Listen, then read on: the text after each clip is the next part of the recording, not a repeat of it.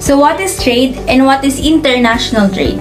When we say trade, it is a fundamental economic concept involving the buying and the selling goods and services, with compensation paid by a buyer to a seller, or it is a exchange of goods or services between parties, and also trade can take place within an economy between producers and the consumers. So, what is international trade? International trade, it allows country to expand market for goods and services that is not available domestically. This is why each country choose from a variety of products imported from different countries. With this, it increases the country's competitiveness on a global scale.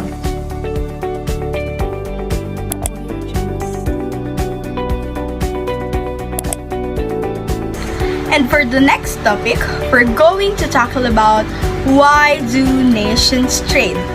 According to Krugman of Spilled and Mellets of 2018, nations take place in international trade because of two primary reasons. First is that countries are distinct with one another, which means that trade happens when one country has not enough resources or has no capacity to fulfill its own needs and wants. Second, countries do trade to attain economies of scale in production. If one country produces only a small number of commodities, the government can create each of these on a bigger scale, hence more efficiently. Aside from the question, why do nations trade? The other more interesting question is that, what should a nation's trade policy be? Let us begin in discussing what is tariff. Tariff, to put it simply, it is the most basic form of trade regimes. It is a tax imposed when a product is imported that results to increase the cost of transporting a product to other country. Also, the tariff is the oldest type of trade policy that the government have long utilized as a source of revenue.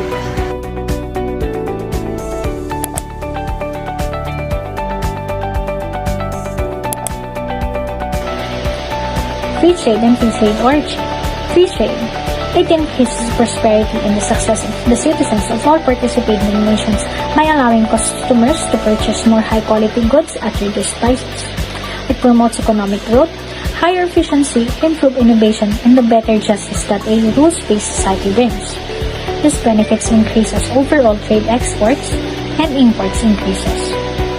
In the principle, international free trade is no different than the trade between neighbors, municipalities, or states.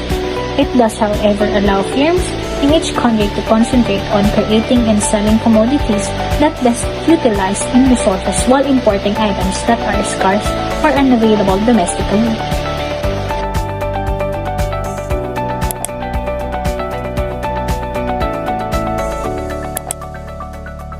Let's proceed to the benefits of free international trade. First, the free trade increases the access to higher quality but low-priced goods. Second, the free trade means more growth. Third, the free trade improves the efficiency and innovation. The fourth one is the free trade derives the competitiveness. And for the last one, which is the fifth, the free trade promotes fairness.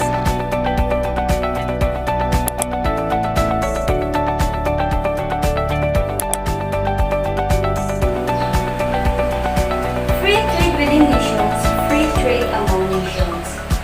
Interestingly, virtually, all nations accept the logic of free trade within their borders. In the United States, one of the federal government functions under the Constitution is to prevent the adoption of restrictions on interstate trade. Advocates of free trade argue that the same basic logic that supports free trade within nations should be applied to trade among nations. The economic logic of free trade is not altered merely because a political boundary is crossed. As Jagdish Bhagwati explains, if one applies the logic of efficiency to the allocation of activity among all trading nations, and not merely within one's own nation, that alone would ensure that goods and services would be produced where it could be done most cheaply.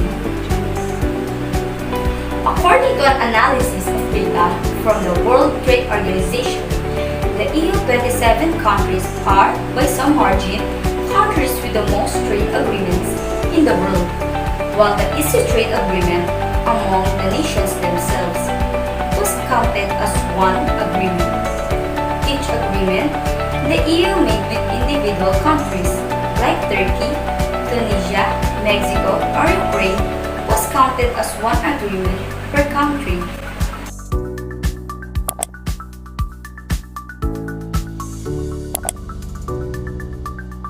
Contemporary challenges to free trade.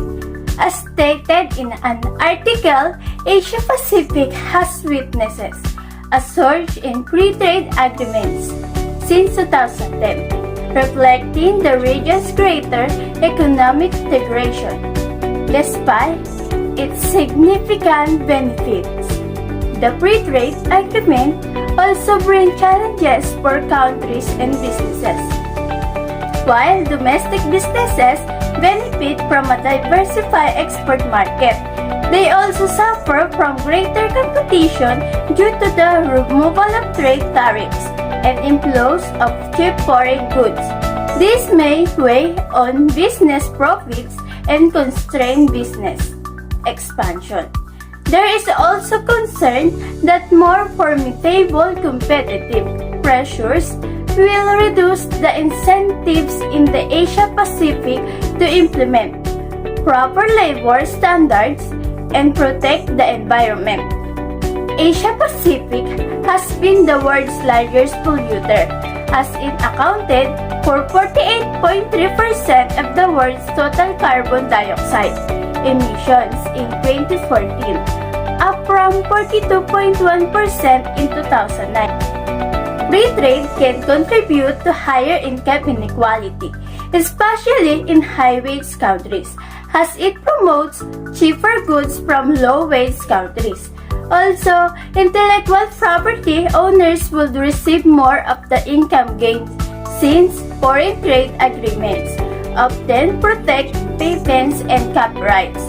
Income inequality has already been high in many Asia-Pacific countries, such as China, the Philippines, Singapore, Thailand, and Vietnam.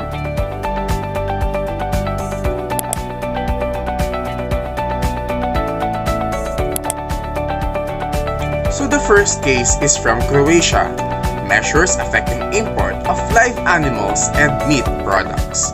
The complainant of this case is Hungary and the respondent is Croatia. So this case was introduced in July 9, 2003, and the institution that handled this case was the World Trade Organization, or WTO. So the applicable treaties in this case is the General Agreement on Tariffs and Trade, or the GATT of 1994, and the Agreement of Applicable and Sanitary Phytosanitary Measures, or the SPS Agreement in 1994. So in this case, Hungary articulated serious concern measures taken by Croatia to ban live animals and meat products. The ban, which was supposed to provide protection against BSE, or the bovine spongiform encephalopathy, had entered into force with immediate effect and was never notified. The ban applies to all other animals of any economic significance, such as live pigs, poultry, fish, and products. These products and live animals can only be imported if the exporting country approves that no animal protein has been used as feed. Hungary believed that the ban was a disguised restriction on international trade and is in violation of the SPS agreement. Croatia had enforced measures to keep its present status as a BSE-free area and to protect its export of meat products, and the measures taken were in accordance with established international rules. The consultant of Croatia took note of the statement by Hungary and stated that there had been meetings between veterinarians from Hungary and Croatia at which steps had been agreed to try and resolve the issue. Croatia imposed measures or set rules to protect their domestic product and to prevent the BSE disease from entering their area. On January 30, 2009, Croatia and Hungary informed the DSB that they had attained a mutually agreed solution to this case in 2003.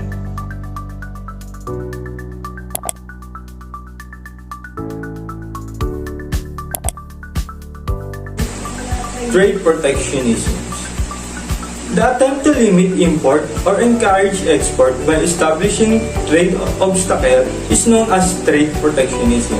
Protectionism is still extensively practiced despite the argument in favor of free trade and increased trade openness.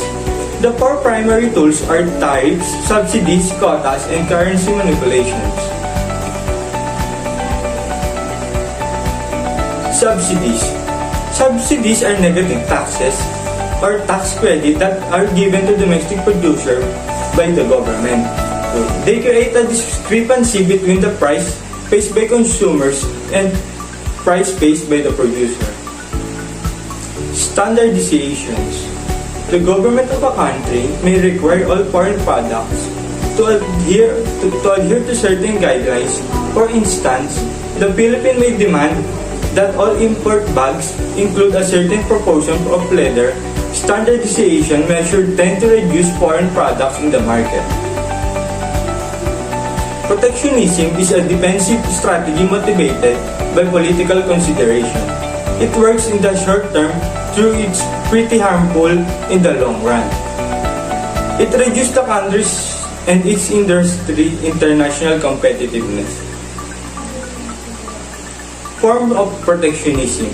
First, selective protectionism directed against some countries or some commodities.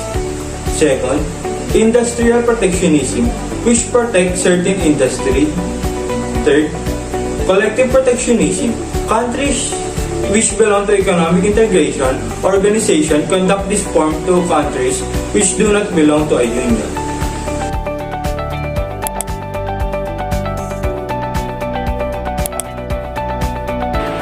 Protection motives.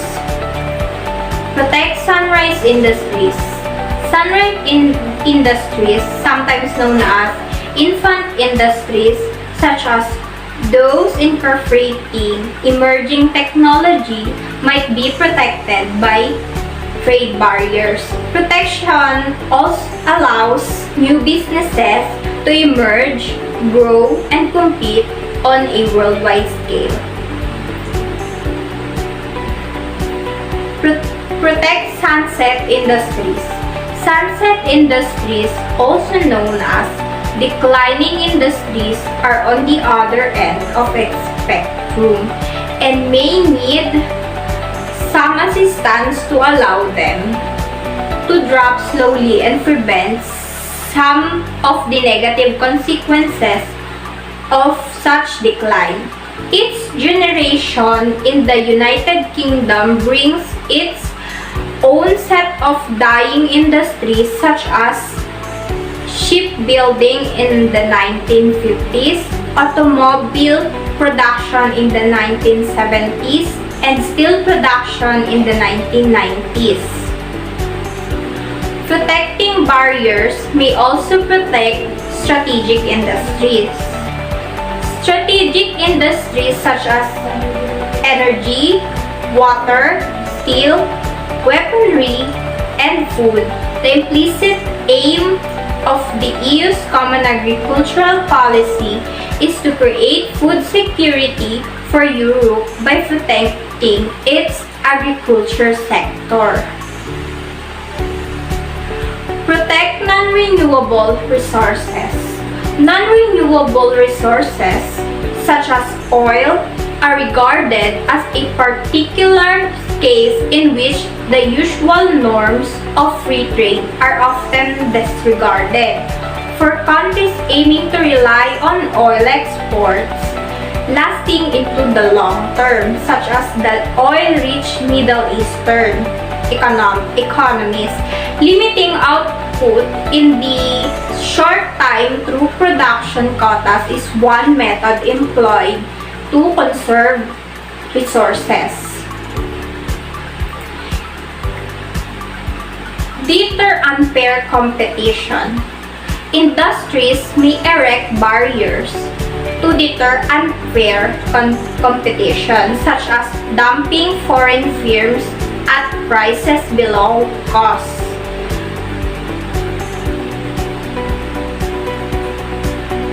Save jobs.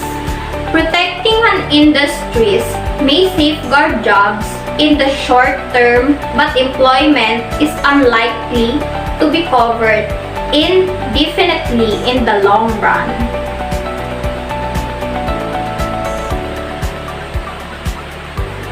Help the environment. Some countries may seek to protect themselves from trade to reduce environmental damage such as CO2 emissions induced by increasing manufacturing and transportation. Limit over specialization. Many economies warn about the consequences of over-specialization, which can occur when the notion of comparative advantage is executed correctly. Retaining some self-sufficiency is seen as a sensible economic strategy, given the risk of global downturns and an over-reliance on international trade.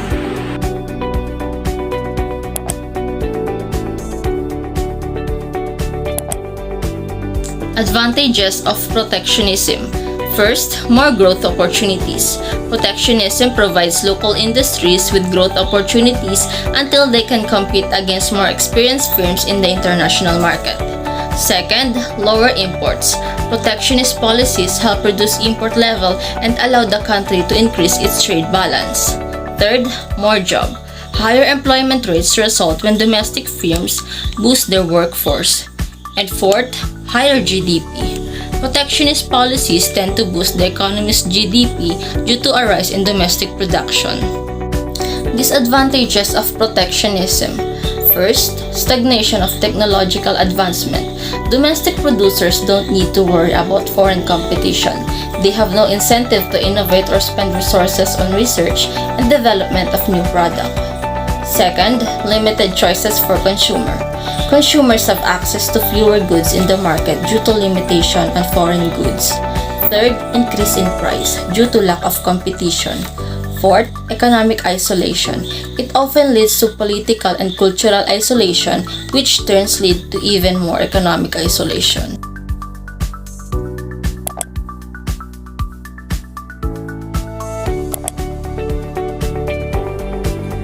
For the second case, we have the United States tariff measures on certain goods from China free.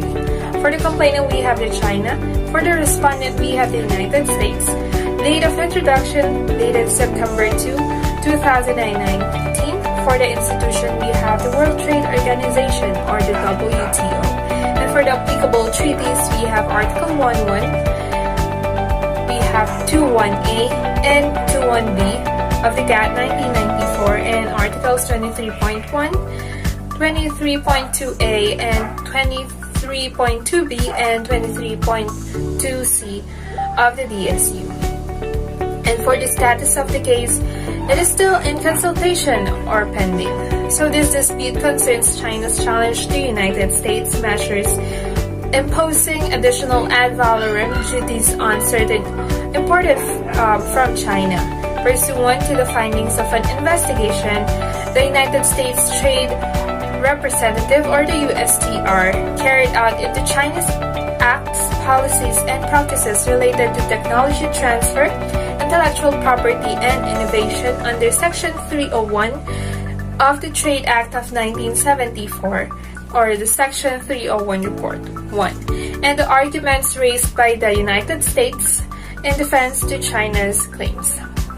So in April 2018, the United States Trade Representative, or the USTR, released the outcome of its investigation into China's acts, policies, and practices related to technology transfer, intellectual property, and innovation under Section 301 of the Trade Act of 1974, or the USTR report.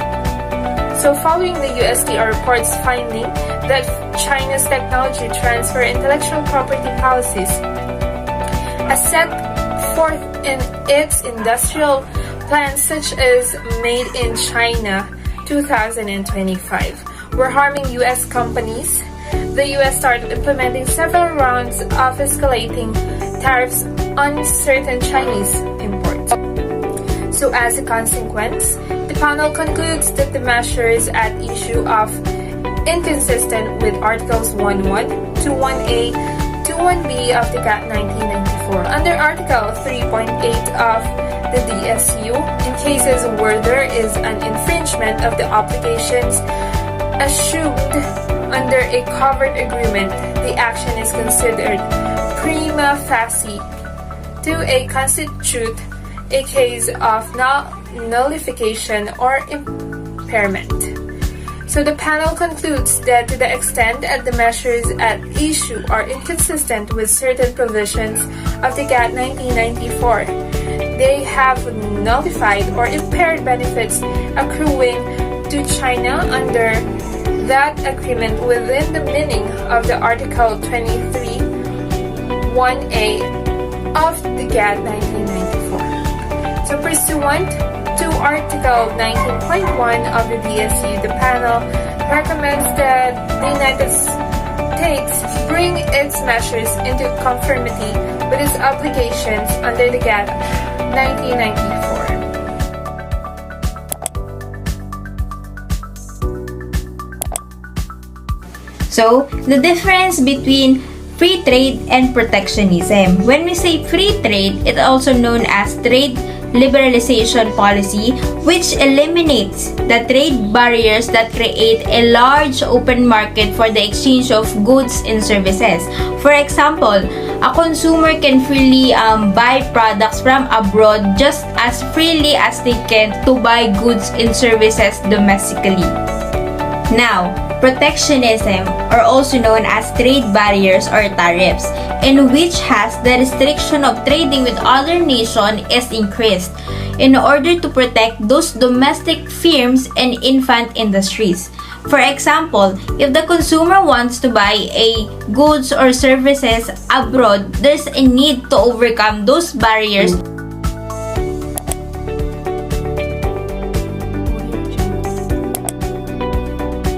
Analysis and conclusion. A dedication to free trade has been a cornerstone of the post-war liberal order. Within their borders, all nations accept the logic of free trade, but the concept of entirely free and open commerce has never been fulfilled. All countries, including the United States, are supposedly devoted to free trade, but at the same time, nations have demonstrated their ingenuity in adopting protectionism strategies through tariffs and quotas, which are the most obvious means of restricting imports.